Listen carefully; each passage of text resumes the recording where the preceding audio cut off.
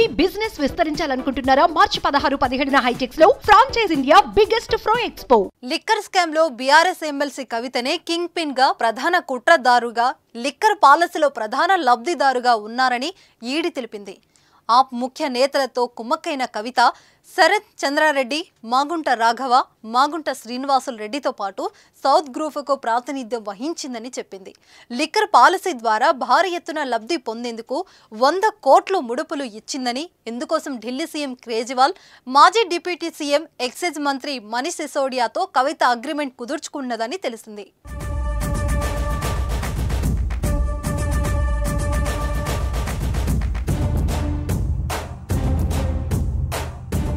South group సభ్యులతో కలిసి దళారుల ద్వారా ముడుపులు ముట్టజెప్పారని, అందువల్లనే ఆప్ నేతలు ముందుగానే కవితకు లిక్కర్ పాలసీ వివరాలు అందజేశారని చెప్పింది. కవిత అరెస్టుకు సంబంధించి కోర్టుకు సమర్పించిన 14 పేజీల రిపోర్టులో ఈడీ కీలక విషయాలను వెల్లడించింది. లిక్కర్ పాలసీ రూపకల్పన, దీనిపై దాఖలైన కేసు, ఈ స్కామ్లో ప్రమేయం ఉన్నోళ్ల వివరాలు, దర్యాప్తు సంస్థల విచారణ, పలువురి స్టేట్మెంట్లు, చేతులు మారిన 100 కోట్ల ముడుపుల వివరాలను ఇందులో జత చేసింది. మొత్తం 18 అంశాలను రిపోర్ట్లో పొందుపరిచిన ఈడీ పలువురు నిందితుల నుంచి వాంగ్మూలం, వాట్సాప్ చాట్స్ సేకరించామని, వాటి ఆధారంగా కవితను విచారించామని తెలిపింది.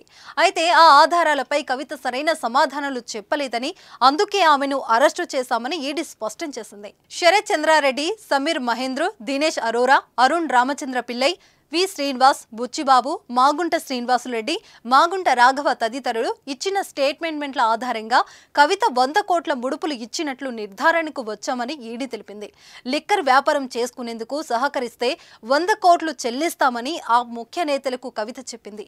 ఢిల్లీ సీఎం కేజ్రీవాల్ను 2021 మార్చి 16న తన ఆఫీసులో కలిసినప్పుడు ఈ అంశాన్ని వివరించినట్లు మా దగ్గర ఆధారాలున్నాయి. దేశంలోనే అతిపెద్ద ఉత్పత్తిదారుల్లోనే ఒకటైన ఫెర్మాడ్ రికార్డు ఇండియా పంపిణీ వ్యాపారంలో కూడా కవితకు వాటాలు ఉన్నాయని ఈడీ పేర్కొంటున్నది.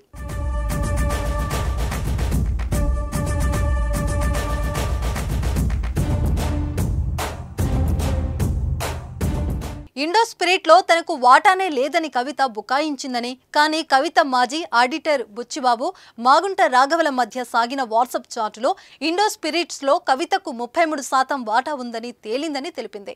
ఈ చాట్స్ ను చూపిన తర్వాత కూడా కవిత ఒప్పుకోలేదు.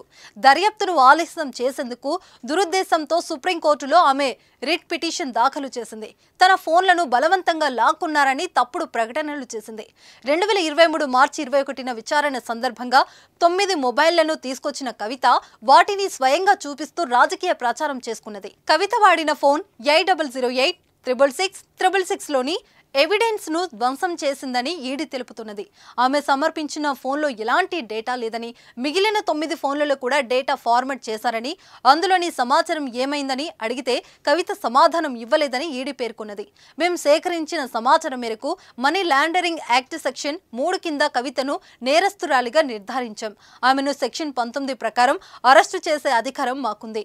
ఈ రైట్స్ తోనే ఈడీ ఆఫీసర్లు తుమ్మేజి వరలక్ష్మి, డిప్యూటీ డైరెక్టర్ భానుప్రియ మీనా సమక్షంలో మార్చి 15న సాయంత్రం 5:20 కవితను హైదరాబాద్లోని ఆమె నివాసంలో అరెస్టు చేశామని ఈడీ తెలియజేసింది.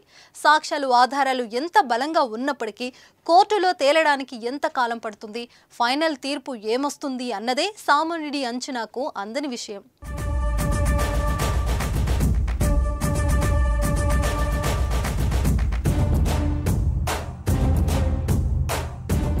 సుమన్ టీవీలో మీ పర్సనల్ అండ్ బిజినెస్ ప్రమోషన్స్ కోసం కింది నెంబర్కి కాంటాక్ట్ చేయండి.